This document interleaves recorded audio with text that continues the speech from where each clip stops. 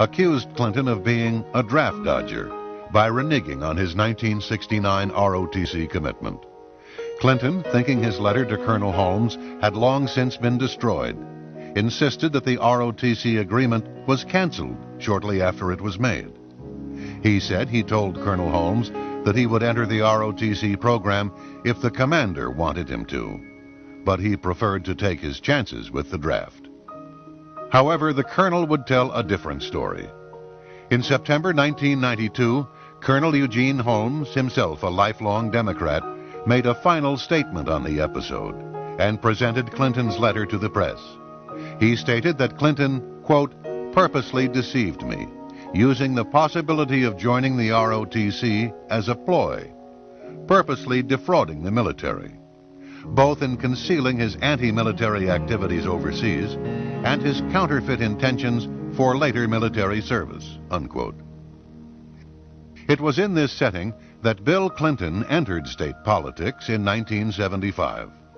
When he left in 1991, he had been governor for 12 years.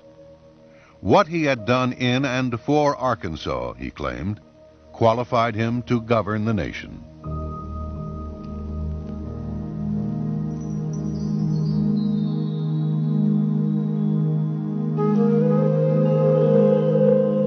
From Clinton's first years as Attorney General, Little Rock had been awash in gossip about his blatant womanizing. After he was elected president, Arkansas trooper bodyguards and others would testify to his extramarital relations with literally hundreds of women. State Trooper L.D. Brown stated that on state time and using state cars, he drove the governor to over 100 extramarital affairs and guarded him during those encounters. Brown was Clinton's favorite trooper, and he received dozens of books from the governor, many of which he still retains. In one law book, there's a sentence to the effect that adultery is not a crime and is underlined twice in red. Larry Patterson was an Arkansas state trooper for 31 years and a personal bodyguard for then Governor Clinton for 6 years. More than once, Patterson said, he stood guard and witnessed the department store clerk performing oral sex on Governor Clinton in a parked car, including the parking lot of Chelsea's elementary school and on the grounds of the governor's mansion.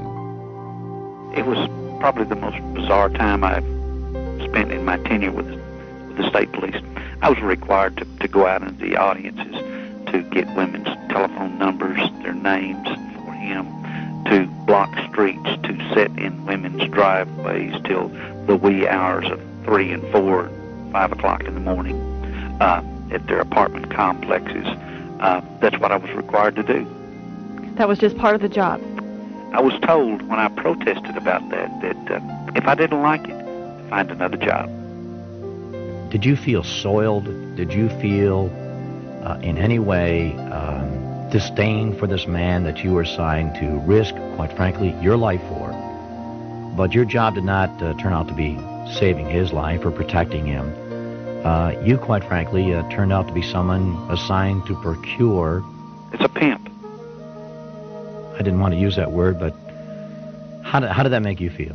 Well, you know, it was real easy to get caught up in all the hoopla at first. But after a while, after you saw the way he treated people, that's not the way that I was taught. It was not the standards that I was raised by. And it bothered me a lot. And to the point where I talked to my supervisors about it, I talked to the director of the state police about it.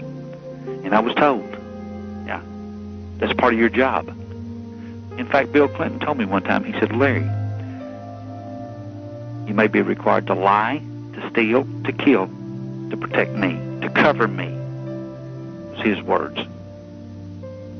On yet another occasion, the governor arrived at the Little Rock airport.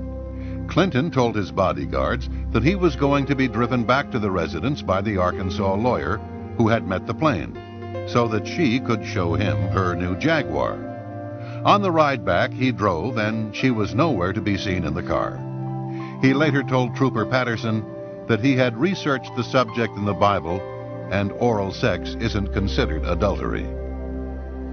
George Grieg of the London Sunday Times wrote, quote, "What has emerged is a man with what would appear to be an almost psychotic inability to control his zipper," unquote. The repeated testimony of state troopers would show that Clinton rated women as objects, ripe peaches as he called them, purely to be graded, chased, dominated, and conquered. The governor had been predatory even toward one of the troopers' wives and toward another's mother-in-law.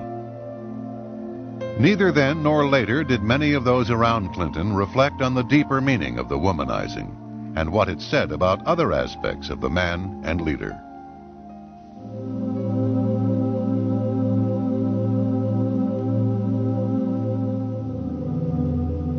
No fewer than 4 Arkansas state troopers, including 2 past presidents of the Arkansas State Troopers Association, have now provided detailed accounts of attempts to silence them because of their knowledge about Clinton's affairs with unmerited career promotions and job offers.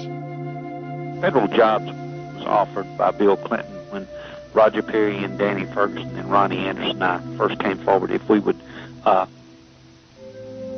keep quiet, not say anything, that we could have U.S. Marshals jobs, that we could have FEMA directors jobs if we would just keep our mouths shut.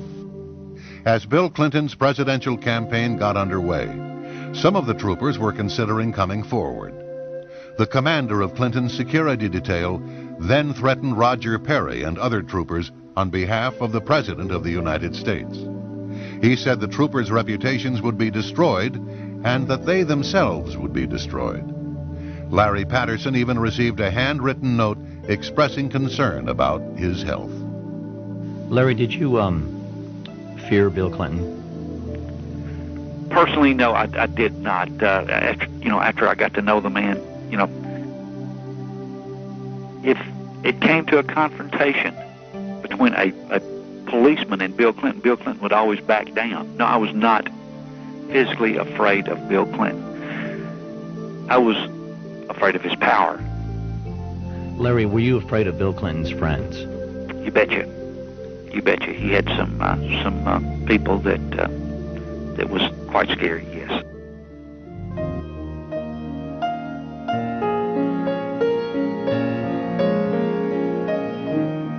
Away from the public spotlight, both Bill and to a greater extent Hillary were contemptuous of policemen, whom they commonly derided as ignorant SOBs, says Trooper Brown.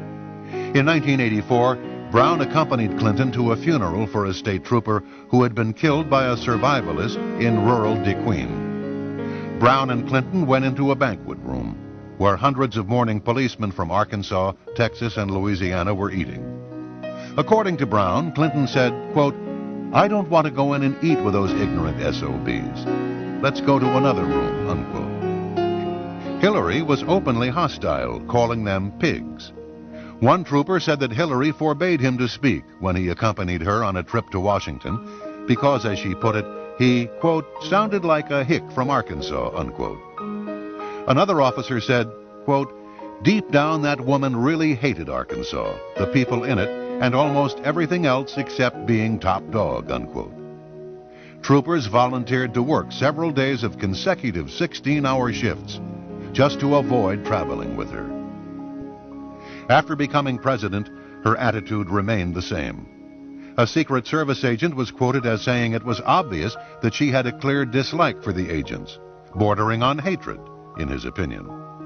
On another occasion, Secret Service agents heard Hillary's daughter Chelsea refer to them as personal trained pigs to some of her friends. One of the agents explained to her that he was willing to put his life on the line to save hers, and he